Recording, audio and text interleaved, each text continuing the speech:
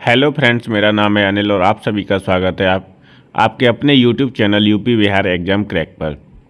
अब तक हमने हिंदी के 12 प्रैक्टिस सेट कंप्लीट कर लिए हैं। आज हम करेंगे 13वां प्रैक्टिस सेट। ये जो सीरीज़ चल रही है वो यूपी पुलिस और बिहार पुलिस के लिए बहुत ही महत्वपूर्ण है। इसमें हम 38 प्रश्न हल करते हैं जो आपके हिंदी से संबंधित हैं और ये जो सीरीज़ है वो यूथ कॉम्पिटिशन की है। तो चलिए शुरू करते हैं आज की क्लास का पहला प्रश्न। इनमें से समृद्ध स्वर कौन सा है? ओ, ई, औ या अ? तो इसमें समृद्ध जो स्वर है वो है ई और फर्स्ट का आंसर हो जाएगा बी। फर्स्ट का आंसर क्या हो जाएगा? बी। समृद्ध स्वर या ऊंचा स्वर ऐसी स्वर ध्वनियाँ होती हैं जिसमें बिना व्यंजन की ध्वनि बनाए जिह्वा को मुंह में जितना संभव हो सके उतना ऊंचा और तालु से समीप रखा जाता है। ठीक, वो उदाहरण के लिए जो ई है वो एक समृद्ध स्वर है और एक होता है विव्रत स्वर। तो आ क्या है? आ आपका विव्रत स्वर में आता है। किस में आता है? विव्रत में। ठीक, अगला प्रश्न है दूसरा। उसने मुझसे कहा मैंने आज एक मशीन खरीदी है। उक्त वार्तालाप में किस विराम चिन्ह की कमी है? तो उसने मुझसे कहा, फिर यहाँ पर आपका आ जाएगा अल्प विराम। ठीक है, क्या आ जाएगा? अल्प विराम चिन्ह आ जाएगा। उसके बाद बाकी सब सही है। तो अल्प विराम किस में है? सी में। तो 2 का उत्तर हो जाएगा सी। क्या हो जाएगा? 2 का आंसर सी। तीसरा प्रश्न है संज्ञा शब्द कावेरी का भेद क्या होगा? कावेरी पूछा है। कावेरी एक नदी का नाम है तो इसमें हो जाएगी व्यक्तिवाचक संज्ञा। ठीक है, क्या हो जाएगी? व्यक्तिवाचक संज्ञा। और हिमालय है, किसी नदी का नाम जैसे गंगा है, यमुना, ये सब किसमें आती हैं? व्यक्तिवाचक संज्ञा में। जिस संज्ञा शब्द से किसी विशेष वस्तु, स्थान या व्यक्ति का बोध होता है उसे हम व्यक्तिवाचक संज्ञा कहते हैं। जैसे कावेरी है, गंगा है, रामायण है, गीता है। अगर यही आपकी नदी होती, नदी पूछा जाता कि नदी, पहाड़, ये किस में आते हैं? नदी, पहाड़ किस में आते हैं? तो ये आपके आ जाते हैं जातिवाचक में। किस में आते हैं? जातिवाचक में। चौथा प्रश्न है निम्नलिखित प्रश्न में 4 विकल्पों में से उस विकल्प का चयन करें जो उत्तम पुरुषवाचक सर्वनाम शब्द का सबसे अच्छा विकल्प है। उत्तम पूछा है तो उत्तम में कौन आ जाता है? उत्तम पुरुषवाचक जिस, इसमें आ जाएगा बी। क्या हो जाएगा? बी हो जाएगा। मैं, हम, मुझे, मेरा, ये सब जो शब्द हैं ये आपके उत्तम वाचक सर्वनाम हैं। मैं, हम, मुझे और मेरा। अगला है ऋषि संज्ञा शब्द से विशेषण शब्द क्या बनेगा? तो ऋषि से बनता है आर्ष और फिफ्थ का आंसर हो जाएगा ए। क्या हो जाएगा? ए। 6वां है यह किस क्रिया के उदाहरण हैं? सुरेश ने फल खरीदे और राम ने रावण को मारा। तो ये कैसी क्रिया है? तो इसमें सकर्मक क्रिया है और 6 का आंसर हो जाएगा डी। 6 का आंसर क्या हो जाएगा? डी।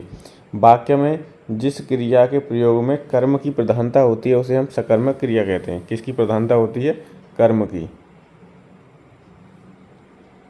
7वां प्रश्न है अभिभावकों ने बच्चे के प्रति पर्याप्त धन दिया। इस वाक्य में किस प्रकार के क्रिया विशेषण का प्रयोग किया गया है? पर्याप्त, बच्चे के प्रति पर्याप्त ध्यान दिया। तो ये चीज़ क्या है? ये आपकी हो जाएगी परिमाणवाचक क्रिया विशेषण। क्या हो जाएगा? परिमाणवाचक क्रिया विशेषण। और 7 का उत्तर हो जाएगा डी। क्या हो जाएगा? डी। 8वां प्रश्न है किस पुल्लिंग शब्द का लिंग परिवर्तन सही नहीं है? तो नायक का नायिका हो जाएगा, सेवक का सेविका, अनुज का अनुजा और संचालक का संचारिका नहीं होता है, संचालिका होता है। क्या होता है? संचालिका। तो यही वाला सही नहीं है। ठीक, तो इसका आंसर हो जाएगा डी। 9वां प्रश्न है प्रत्येक प्रयुक्त शब्दों में से कौन सा शब्द एक वचन नहीं है? तो मैंने बताया था प्राण है, दर्शन है, आंसू है, ये हमेशा किस में आते हैं? बहुवचन में आते हैं। तो दर्शन जो है वो आपका एक वचन नहीं है और 9 का उत्तर हो जाएगा बी। क्या हो जाएगा? बी। 10वां प्रश्न है राम बाजार जा रहा है का संदिग्ध भूतकाल में रूपांतरण क्या होगा? किस में परिवर्तन चाह रहा है? ये संदिग्ध भूतकाल में। तो राम बाजार गया होगा, ये आपका हो जाएगा संदिग्ध भूतकाल और 10 का उत्तर हो जाएगा डी। क्या हो जाएगा? डी। अगला प्रश्न है सर्दी में उससे काम नहीं किया जाता। इस वाक्य में वाच्य का कौन सा प्रकार होगा? तो उससे काम नहीं किया जा रहा, उससे पढ़ा नहीं जा रहा, या मुझसे खाया नहीं जा रहा, मुझसे टहला नहीं जा रहा। इस तरीके के वाक्यों में आपका भाववाच्य होता है और 11 का उत्तर हो जाएगा सी। क्या हो जाएगा? सी। 12वां प्रश्न है प्रवीण के भाई ने प्रथम पुरस्कार प्राप्त किया। उपयुक्त वाक्य में कर्ता पूछ रहा है तो कर्ता हो जाएगा भाई प्रवीण का भाई हो जाएगा। कौन हो जाएगा? कर्ता। प्रवीण का भाई हो जाएगा। जिसके द्वारा कार्य किया जाता है वो कर्ता कहलाता है। 13वां प्रश्न है निम्नलिखित में तद्भव शब्द बताना है। तद्भव तो अचरज जो है वो तद्भव है, क्योंकि अचरज का जो तत्सम होता है वो होता है आश्चर्य। क्या होता है? आश्चर्य। तो पहला ही हो जाएगा आपका 13 का। ठीक। अधेरा का तत्सम होता है अंधकार, और आस का तत्सम होता है आशा। आस का तत्सम क्या होता है? आशा होता है। और अंगरक्षक किसका होता है? अंगरखा का तत्सम होता है अंगरक्षक। अंगरखा का तत्सम होता है अंगरक्षक। एक चीज़ और याद रखनी है, जब चंद्रबिंदी आएगी, चंद्रबिंदी हमेशा किस में होती है? तद्भव में होती है। किस में होती है? तद्भव में। और ख से बनेगा छ। ठीक है, तो ख आपका हमेशा तद्भव में रहेगा, छ आपका रहेगा तत्सम में। किस में? तत्सम में। 14वें प्रश्न में अधोमुखी में उपसर्ग ज्ञात करना है। तो अधोमुखी में कौन सा उपसर्ग होगा? तो अधोमुखी में हो जाएगा अध उपसर्ग। क्या हो जाएगा? अध। 15वां प्रश्न है उपसर्ग हमेशा कहाँ लगते हैं? शब्दांश के आगे लगते हैं। 15वां प्रश्न है दिए गए शब्द में प्रत्यय ज्ञात करना है। डिबिया में कौन सा प्रत्यय होगा? तो डिबिया में हो जाएगा ईया प्रत्यय। प्रत्यय हमेशा कहाँ लगता है? पीछे लगता है। कोई भी शब्द हो, मूल शब्द हो जाएगा डिब्बा और उसमें ईया लग जाएगा तो आपका बन जाएगा डिबिया। क्या बन जाएगा? डिबिया। 16वां प्रश्न है अल्प का विलोम पूछा है। तो अल्प का विलोम क्या हो जाएगा? अल्प का विलोम हो जाएगा अति। अल्प का विलोम क्या हो जाएगा? अति हो जाएगा। ठीक। 17वां प्रश्न है सर्वज्ञ का विलोम। तो सर्वज्ञ क्या हो जाएगा? अल्पज्ञ। क्या हो जाएगा? विलोम अल्पज्ञ हो जाएगा। ठीक। अभिज्ञ का विलोम क्या होता है? अनभिज्ञ होता है। कृतज्ञ का कृतज्ञ हो जाता है। और संकीर्ण का होता है विस्तीर्ण। संकीर्ण का विलोम क्या होगा? विस्तीर्ण हो जाएगा। गंगा का पर्यायवाची शब्द नहीं है। कौन सा नहीं है भाई? तो रवि तनया नहीं है। रवि तनया आपका यमुना का पर्यायवाची होता है। किसका होता है? यमुना का। बाकी जो हैं भागीरथी, भगीरथ, त्रिपथिका, देवनदी, ये सब गंगा के पर्यायवाची हैं। ठीक। रवि तनया, कालिंदी, कालगंगा, भानुजा, अर्कजा, कृष्णा और तरड़ी तनुजा ये यमुना के पर्यायवाची हैं। गंगा के पर्यायवाची में आता है मंदाकिनी, देवपगा, सुरसरिता, ध्रुवनंदा, त्रिपथिका और नदीश्वरी। क्या? नदीश्वरी। ये आपके गंगा के पर्यायवाची हैं।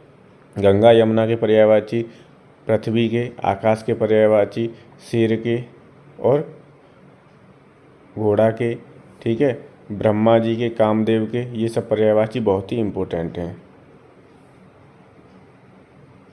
अगला है 19 देह का पर्यायवाची नहीं है। तो लता जो है वो देह का पर्यायवाची नहीं है। बाकी काया है, शरीर है, तन है, ठीक, बदन है, गात्र है, ये सब देह के पर्यायवाची हैं। अगला प्रश्न है 20 निम्नलिखित में से कौन सा शब्द हंस की जगह प्रयुक्त नहीं किया जा सकता? हंस की जगह सूर्य, योगी, श्वेत, अमृत। तो अमृत जो शब्द है वो हंस की जगह मतलब प्रयुक्त नहीं हो सकता। और हंस की जगह पे हंस का अर्थ सूर्य का भी होता है, योगी का भी होता है और श्वेत भी होता है। ठीक, तो इसलिए सूर्य, योगी और श्वेत हंस के क्या हैं? पर्याय हैं। क्या हैं? पर्यायवाची हैं। 21वां प्रश्न है श्रुतिशम भिन्नार्थक शब्द युग्म आकार, आकार का उचित अर्थ क्या होगा? तो आकार और आकार का उचित अर्थ पूछ रहा है। उचित आकार का जो मतलब होता है वो आकृति होता है और आकार का मतलब होता है धाम। तो भाई आकार का आकृति हो गया, आकार का धाम। 21 का ए उत्तर सही हो जाएगा। क्या हो जाएगा? ए। अंडे से जन्म लेने वाला वाक्यांश के लिए एक शब्द है तो अंडज हो जाएगा। 22 का उत्तर हो जाएगा सी। क्या हो जाएगा? सी। 23वां प्रश्न है और उसमें पूछा है कि आग से झुलसा हुआ, आग से झुलसा हुआ के लिए एक वाक्यांश बताना है। तो 23 का उत्तर हो जाएगा अनलदग्ध।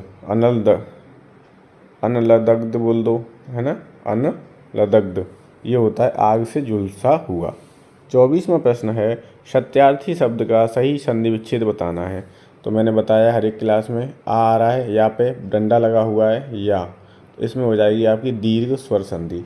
ठीक, और जब इसे तोड़ेंगे हम तो सत्य धन अर्थी निकल के आएगा। क्या आएगा? सत्य धन अर्थी इक्वल सत्यार्थी, और इसमें हो जाएगी दीर्घ स्वर संधि। ठीक। 25वां प्रश्न है प्रतिक्षण शब्द में कौन सा समास होगा? तो प्रतिक्षण शब्द में अव्ययी भाव समास होगा। यथाशक्ति में अव्ययी, प्रतिदिन में अव्ययी, आमरण, आजीवन में अव्ययी भाव समास होता है। ठीक। 25 का उत्तर क्या हो जाएगा? बी हो जाएगा। 25 का आंसर क्या हो जाएगा? बी। 26वां प्रश्न है वह किला जिसे तुमने देखा था वह अब खंडर हो गया। प्रस्तुत वाक्य में कौन सा भाग गलत है?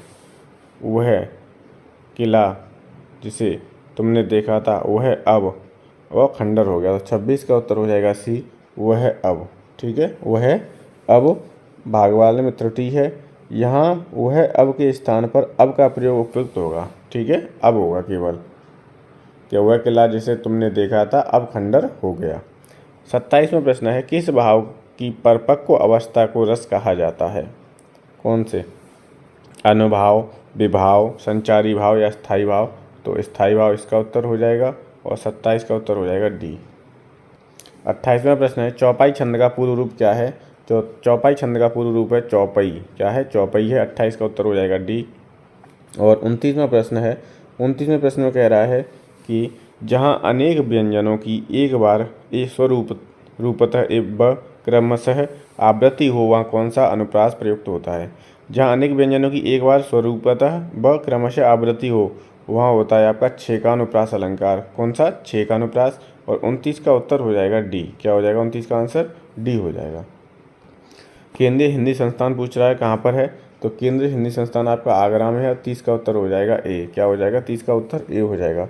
31वां प्रश्न है, 31 में कह रहा है कि नया मुल्ला प्याज ज़्यादा खाता है, तो इसका अर्थ क्या हो जाएगा? तो प्रारंभ में अधिक शौक का होना। ठीक है, तो यही उत्तर हो जाएगा। 31 का फर्स्ट हो जाएगा। लोकोक्ति है एक, नया मुल्ला प्याज ज़्यादा खाता है, तो प्रारंभ में अधिक शौक का होना। 31 का उत्तर हो जाएगा आपका ए। क्या हो जाएगा? ए। 32वां प्रश्न है, घाट घाट का पानी पीना लोकोक्ति का उपयुक्त अर्थ क्या होगा? तो अनेक क्षेत्रों का अनुभव होना, ये आपकी लोकोक्ति का अर्थ है। घाट घाट का पानी पीना मतलब अनेक क्षेत्रों का अनुभव होना। 33 है, भक्ति आंदोलन को इनमें से किस विद्वान ने इस्लामी आक्रमण की प्रतिक्रिया कहा है? किसे? भक्ति आंदोलन को। और क्या कहा है? इस्लामी आक्रमण की प्रतिक्रिया। तो वो कहा है रामचंद्र शुक्ल ने। और ये आपके 33 प्रश्न कंप्लीट हो गए हैं। 5 प्रश्न आपके किससे हैं? गद्यांश से। गद्यांश ये है, केवल वही व्यक्ति सबकी अपेक्षा उत्तम रूप से कार्य करता है जो पूर्णतः निस्वार्थी है, जिसे न तो धन की लालसा है, न कीर्ति की, और न किसी अन्य वस्तु की। और मनुष्य जब ऐसा करने में समर्थ हो जाएगा तो वह भी एक बुद्ध बन जाएगा। उसके भीतर से ऐसी शक्ति प्रकट होगी जो संसार की अवस्था को संपूर्ण रूप से परिवर्तित कर सकती है। तो 34वां प्रश्न है, कैसा मनुष्य बुद्ध बन सकता है? तो कैसा मनुष्य बुद्ध बनेगा? तो जिसे किसी भी वस्तु की लालसा न हो वही बुद्ध बन पाएगा। ठीक। और 34 का आंसर हो जाएगा बी। क्या हो जाएगा? बी। 35 है, कैसा व्यक्ति श्रेष्ठ कार्य कर सकता है? जिसमें स्वार्थ नहीं है वही श्रेष्ठ कार्य कर सकता है। 35 का हो जाएगा डी। 36 है, गद्यांश में किसको परिवर्तित करने की चर्चा की गई है? तो विश्व को। 36 का हो जाएगा ए। 37 है, बुद्धत्व की प्राप्ति पर किसके प्रकटन की चर्चा की गई है? तो संसार को परिवर्तित करने की शक्ति। ठीक। 37 का जो उत्तर होगा सी। ये आपके 37 प्रश्न कंप्लीट हो गए हैं। कितने प्रश्न? 37 प्रश्न कंप्लीट हो गए हैं। और प्रैक्टिस सेट आपके 13 कंप्लीट हो गए हैं। 13 से हमें पहुंचना है 50 पे। हो सकता है 2-2 प्रैक्टिस सेट 3-3 भी करवाने पड़े मुझे। ठीक है, तो ये आपका हिंदी का प्रैक्टिस सेट कंप्लीट हो गया है 13वां। कल हम देखेंगे 14वां प्रैक्टिस सेट।